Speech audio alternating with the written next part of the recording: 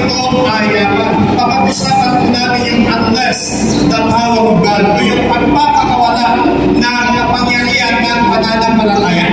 Sino sa atin ang may pananampalataya dito?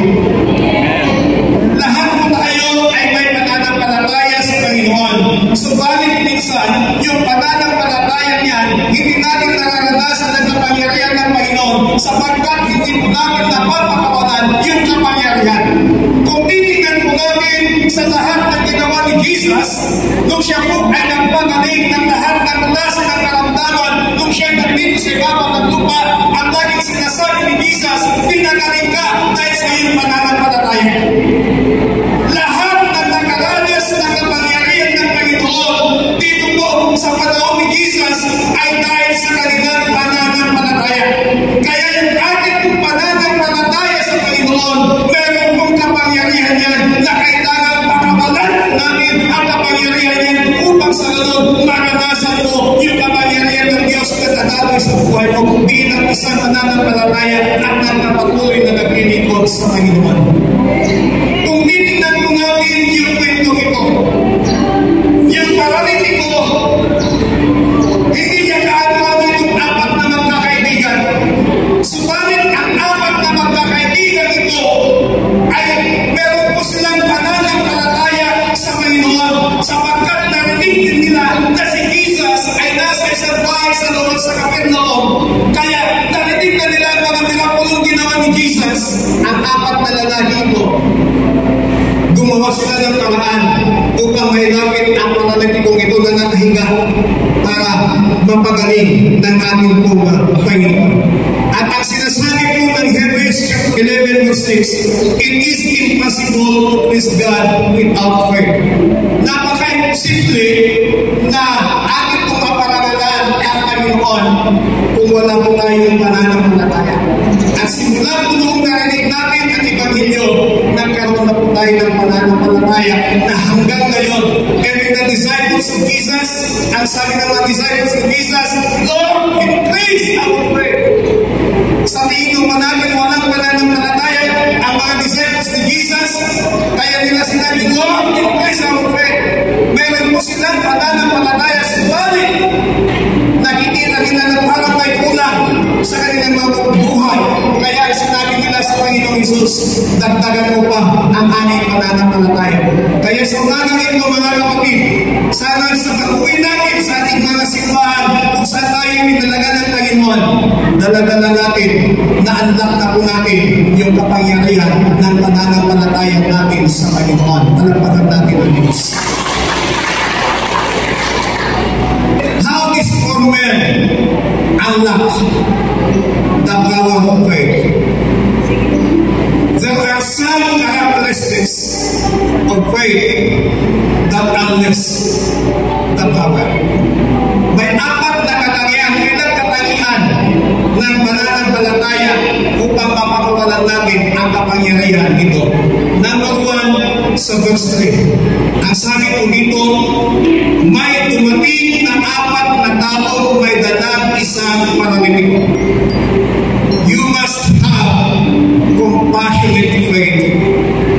Upang ma-unlock natin yung kapangyarihan ng ating pananampalataya, kinakailangan magkaroon ka ng compassionate faith. Itong apat na kalalakihan ito, dala-dala nila, bitbit nilang higaan ng isang lalaking paralitiko na nakahiga sa panig. At dinala nila ito kay Jesus. Kung papansinin po natin mga kapatid, the word compassion is not used. Yung salitang compassion wala po sa ating binasa, but it is sin. Nakita natin, hindi man natin nabasa yung salitang compassion, pero nakita po natin yung gawa na ginawa ng apat na kalalakihan ito. They heard about Jesus, then nakita nila yung paralitiko, nagkaroon sila ng habag. Compassionate faith sees the need. Kung meron kang compassionate faith, nakikita mo kung ano yung pangangailangan. Kung meron kang compassionate faith sa gawain ng Panginoon, nakikita mo yung pangangailangan ng gawain ng Panginoon.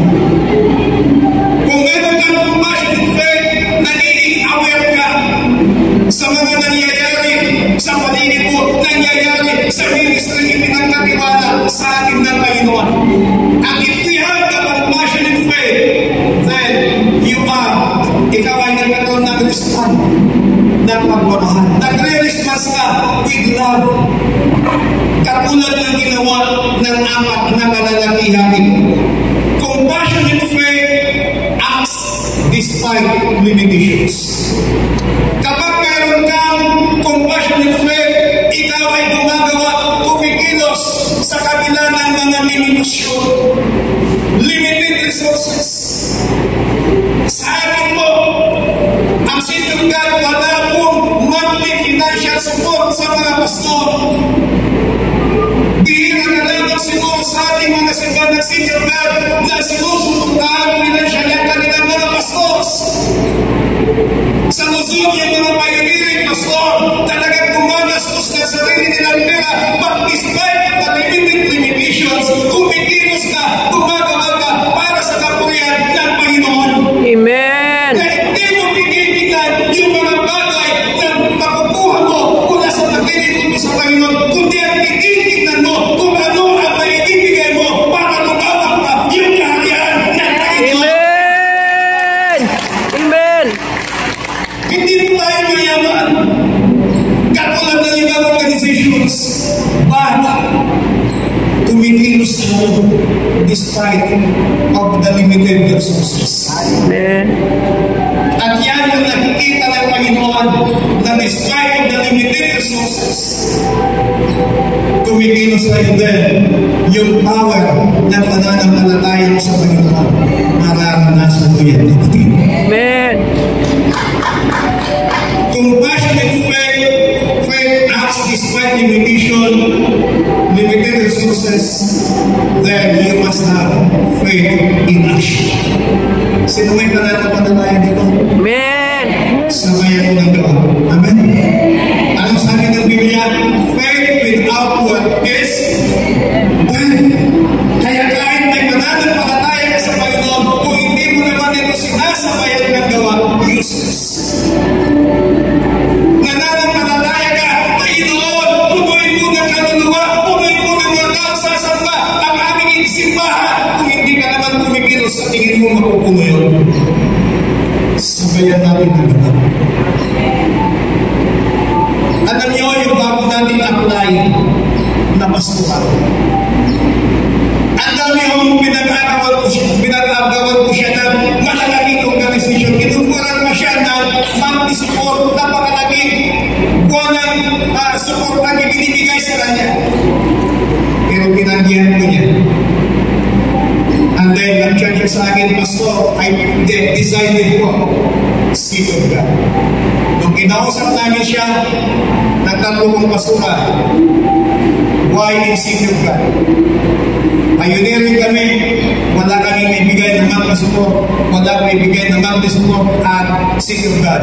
Sabi niya, dito ko nakita, naramdaman ang tunay na pagkalinga at pagkalinga. So, kailangan ipakita natin sa pamamagitan ng nagawa. Pangalawa, compassionate faith relies on God's power.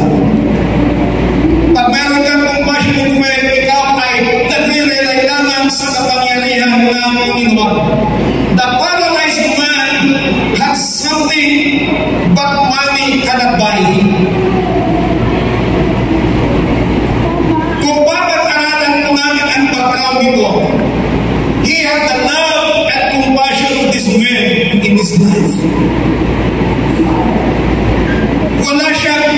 Mayroon siyang pangangailangan na hindi kayang bilhin ng pera. Pero dahil sa apat na kalalagyan ito na mayroong compassionate faith, naranasan niya yung kapangyarihan ng Diyos. Kaya sa amin po, kapag meron po tayo compassionate faith, sa isang bagay, sa isang tao, sa isang gawain ng Panginoon, dahil sa iyong compassionate faith, mararanasan nila yung kapangyarihan ng Panginoon sa kanilang mga buhay. Amen. Compassion is a choice. You choose to love and you choose to care. Nasa akin pong pagpipili. And compassion is a decision. Decision mo yan, kapatid, kung gusto mong magkaroon ng compassionate faith. Pangalawa, na dapat natin gawin katangian ng pananampalataya upang ma-unlock yung kapangyarihan nito. Sa verse 4, ang sabi mo dito, hindi nila mailapit ang paralitiko kay Jesus dahil sa dami ng tao, kaya binagpak nila ang bubong sa tapat niya at ibinaba ang paralitiko na nakaratay sa higaan. You must have persistent faith. Yung pagpupuksiging pananampalataya. Amen. Kaya ako po, I don't believe sa akin lang. I don't believe yung sinasabi ng iba na may tatlong kasagutan daw ang Diyos sa panalangin. Oo, hindi, maghintay ka. For me, mula Genesis sa Revelation, isa lang naman ang sinabi ng Panginoon. Call unto me and I will answer you. Hindi sinabi ng Diyos na tumawag ka sa akin at pahihintayin kita. Hindi sinabi ng Diyos na tumawag ka sa akin at tatanggihan kita. Pero ang sinabi ng Panginoon, tumawag ka sa akin at sasagutin kita. At sinabi pa niya, if you ask, sabi ni Jesus, you will receive.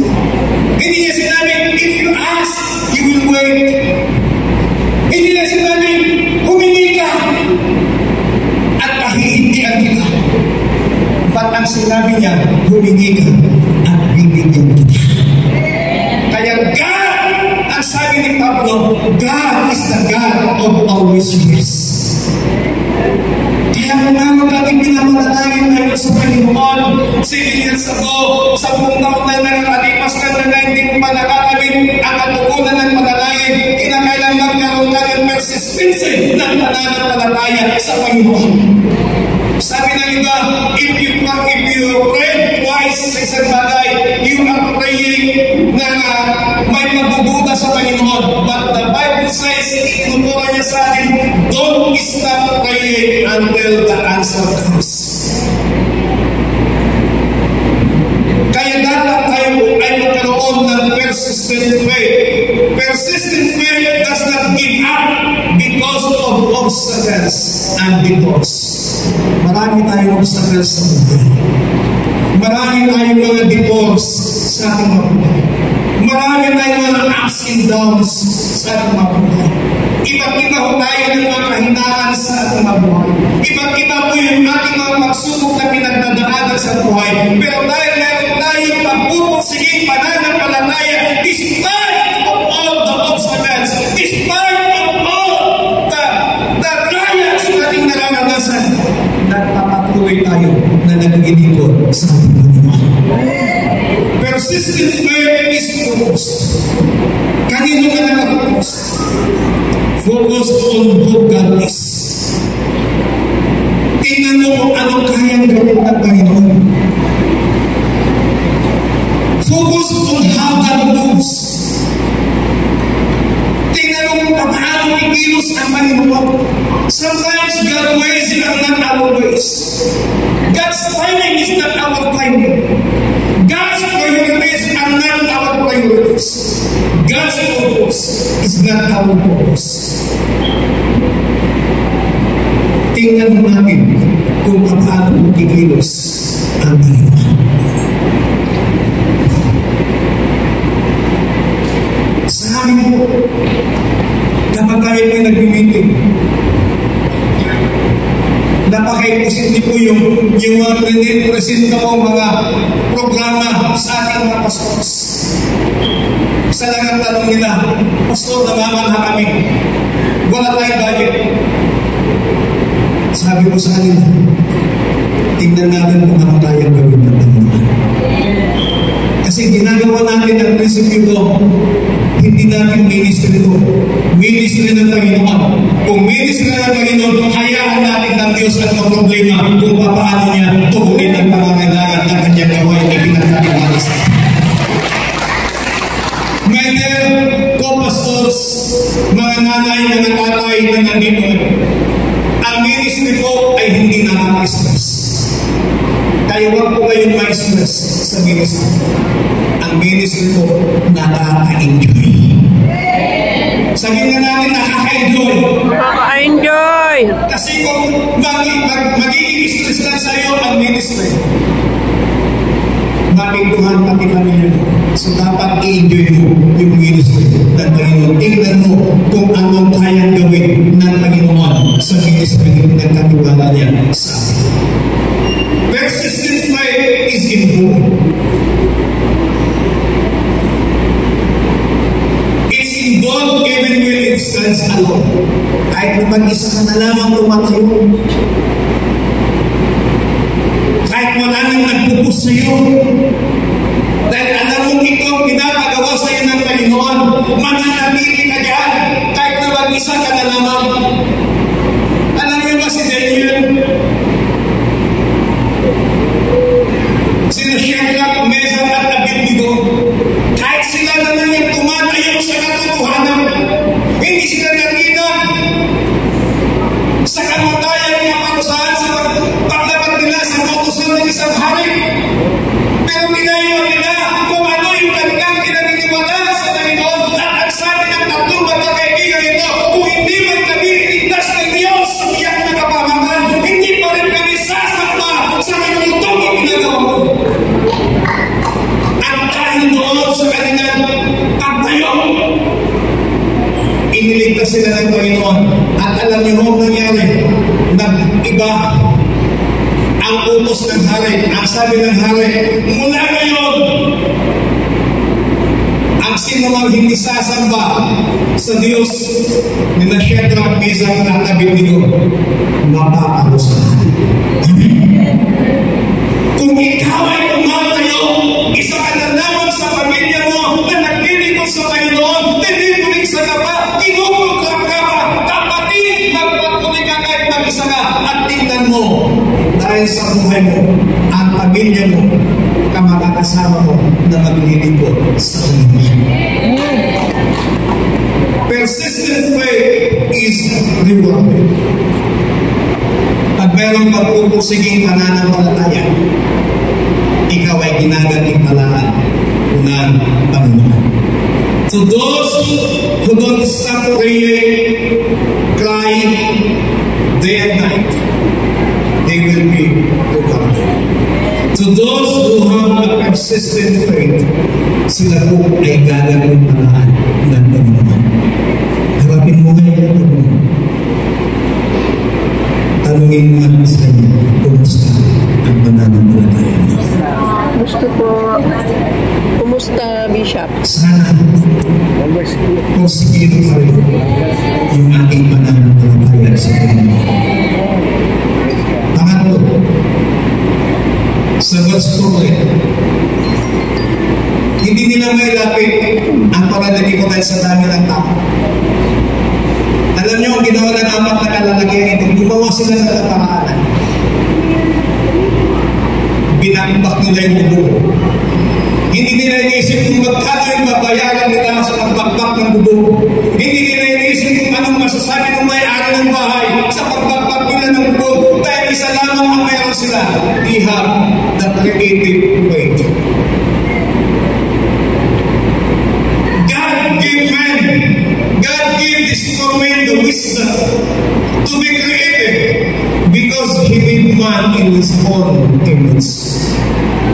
Binigyan tayo ng Panginoon ng kaalaman, karunungan, kaya gamitin natin yun para gumawa ng mga pamamaraan para sa gawain ng ating Panginoon.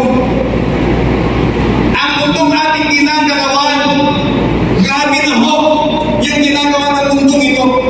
Lahat ng pamamaraan ginagawa nila para naman maipaabot yung kanilang gustong ipaabot. Pero tayo po, na mga mananampalataya, gawin din po natin ang lahat ng mga binigay sa atin ng Panginoon, gamitin mo natin ang wisdom ng Panginoon. We can be all be creative, but the problem is, parang hindi tayo naniniwala. Iba't-iba tayo ng mga tangyang ibinigay ng Panginoon. But, yung mga creative po natin, yung creativity po natin, dapat pakilusin po natin. Sabi nga ni BDO, we find ways.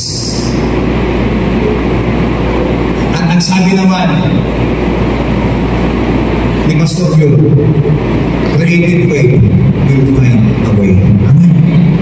Hindi naman si BDO ang maghanap ng pamamaraan, magiging ating pananampalataya sa Panginoon. Amen. Pang-apat, you must have a previous way. Kailangan magkaroon ka ng matapang na pananampalataya. Courageous faith to stand up. Matapang kang tumayo para ipangaral ang salita ng ating Panginoon. Dati ho sa aming tinutulig sa Panginoon, lagi po kami kinukontra. Sinabi pa po nila, ang Son of God is demonic. Kaya nung ako'y nag-react, napatunayan ninyo na demonic ang Son of God. Ang dami na akong tumawag sa akin. Ano bang nangyari, Pastor? At ako po'y natutuwa sa ginagawa ng Panginoon. No Bible Month celebration, only sa isang elementary school ang nagdiwang na Bible Month celebration nila sa eskwelahan. At ang principal, kinausap niya mga teachers, kailangan nilang mag-imbita ng religious sector para sila ang hawak ng programa. At napakapagpalal po natin dahil ang Son of God ang kanilang napiling inimbitahan. Ang sabi ko nila, nakisabi kay Pastor John, pwede ba siya mag-speak? Ang alam ko, mag-speak lang kami. Although na may lakad kami na tayong kinansundo ko, dahil ang sabi ko sa mga pastoran, mas mahalaga ito. Yung lakad namin, kasama namin ang gobernador ng Nueva Ecija, pero sabi ko, mas mahalaga ito kaysa sa gobernador. Kaya kinansundo ko yung pagpunta namin doon, mas pinili ko yung pagpunta doon sa eskwelahan. At kung nakausap namin yung principal, sabi ng principal, Pastor, kayo po ang hawak ng programa. Nagulat kami, ha? Tinanong ko yung mga kasama ko, Pastor, nakahanda ba kayo? Sana sinabi nila ng Pastor, Pastor, hindi na nila sinabi, ngayon na nila sinabi. At alam niyo, sinabi ko sa principal, Sir, lamang na imbitahan nila kami. Pwede mo ba magpagsaping tayo dito? Sabi ng principal, yan ang gusto ko, Pastor. Mag-usap kami ng mga teachers. Kaya balang araw para sa kasugan, magkakaroon po ang Son of God ng gawain sa isang eskwelahan once a year. Stand up! Huwag kang natakot! Huwag kang nahiya! Tumayo ka! Na ipangaral ang salita ng Panginoon! Tumayo ka na ibahagi ang salita ng Panginoon! Kaya tayo po, ang Son of God, meron pong once a month na pagtuturo sa mga barangay official doon po sa sabit. Once a month po yun. Ilang religious sector po doon. Pero napakapalad. Son of God po ang binigyan nila ng pagkakataon na magpuro sa mga barangay. Nung umpisa, hindi kami pinapansin. Nung umpisa nung pagturo, parang balik na sa kanila. Pero habang tumatagal, nagpunat ako ng Lunes. Mga beats, W, nakikipagkamay, Pastor, good morning, nakikipagbiruan na. Mga barangay, kagawad, bumabati na sila. Kaya sabi ko, yung salita ng Panginoon, naninanim sa kanila. Gumagawa na ang Panginoon. Kasi totoo yung sinabi ng Panginoon in the book of Isaiah na hindi papalik sa Diyos ang kanyang salita na hindi naganap ang kanyang nasa. Kaya ang nasa ng Panginoon, kapag ikaw ay matapang ka nangangaral ng salita ng Panginoon, huwag kang maging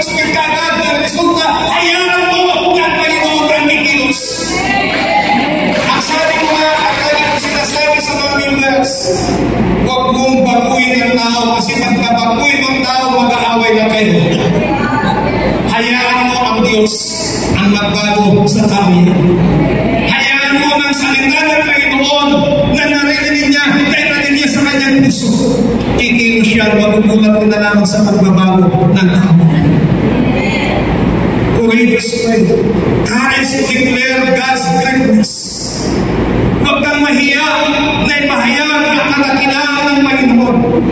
Huwag kang mahiya, huwag kang matakot na ipahayag ang kabutihan ng Panginoon na ginawa niya sa iyong buhay. Huwag kang matakot, huwag kang mahiya na ipahayag ang pagtiktir ng kagalingan sa tao may sakit. Dahil ang prinsipyo ko, kapag ako'y tinatawag na mag-pusin, hindi ako natatakot, hindi ako nahiya na tumawag sa iyo kung may mga sakit dito.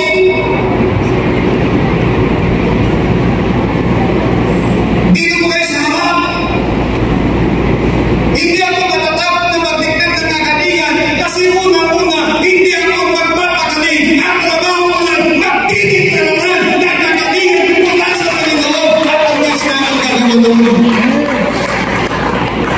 Kaya kahit anumang sakit yan, pag tinawag ako, ididiktar mo healing. Speak life. Magdiktara ka ng buhay, magdiktara ka ng kagalingan, magdiktara ka ng kabutihan ng Panginoon. Huwag kang magdiktara ng puro reklamo dahil puro problema ang nararanasan niya. Amen. Pag tinanong na, kumusta pastor? Ito, ganito, nag-trigger pa nagbiyan, nag-trigger ni ministry. Pag tinanong na, kumusta pastor? Naku, mas mabuti ngayon kaysa kahapon. Amen? Because you are declaring God's goodness, you are declaring God's goodness in your life. Kaya mo dapat lumalabas sa ating mga bibig bilang isang mananampalataya na iyong kahirapan sa buhay. Kasi yun at yun ang mangyayari sa buhay mo. You must speak God's greatness, God's goodness. Courageous courage to share God's love. Huwag kang may bahagi ang pag-ibig ng Diyos.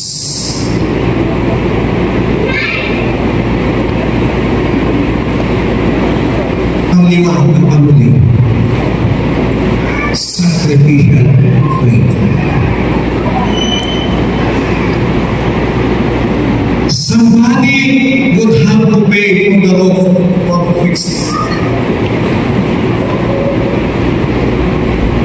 At yan ay magkakaroon ng mahabang oras magastos.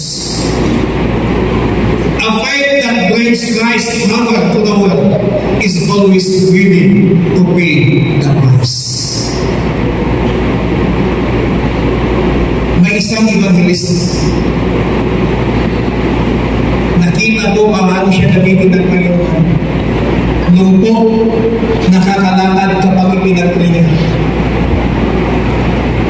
Piti, nakakapagsalita. Nag-usap kami, sabi ko sa kanya, Pastor, naawa ko nagkaroon ng ganyang gift kasi sinuso ako pagdating sa mga ganong spiritual gifts. Pastor, paano ka nagkaroon ng ganyang gifts? Alam mo ang sabi niya sa akin, I have. Or, kung gusto mo sabi niya, you have to pay the price. Sabi ko sa kanya, what price?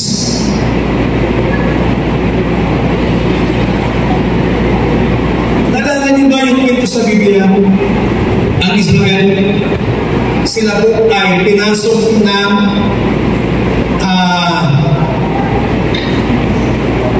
sila po ay pinasok ng sumpa.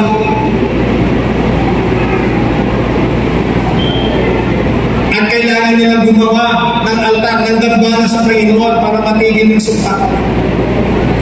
At mayroong isang babae, si Erwana.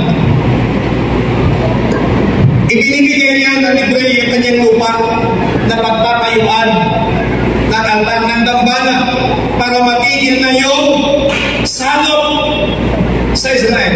Nalala niyo ang sabi ni David, hindi ako nag-aalay sa Panginoon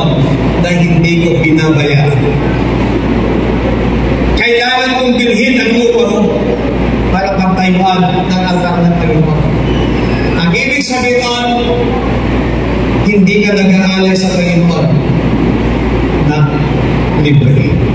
Amen. Nagpunta tayo dito hindi dahil refundable ang ating fare. Nagpunta tayo dito dahil gusto nating makapala ang sacrificial faith. Hindi ka nagbibigay sa Panginoon dahil gusto mong pagpalain ka ng Panginoon. Nagbibigay ka sa Panginoon dahil mahal mo ang gawain ng Diyos. Mahal mo ang Panginoon.